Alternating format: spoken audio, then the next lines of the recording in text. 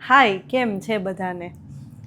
તમે મારી અત્યાર સુધીની રીલ જોઈ હશે, એમાં મારી હાઇટ વિશે મેં કહી દીધું, મારા ફેસ વિશે કહી દીધું, ગરમી, વરસાદ બધાનું મેં લગભગ કહી જ દીધું છે, કાંઈ બાકી તો હવે રહ્યું નથી.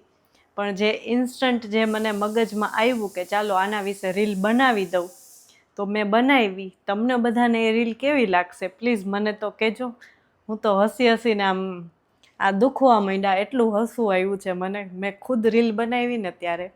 પણ હવે તમને કેવી લાગે છે ને પ્લીઝ મને કહેજો.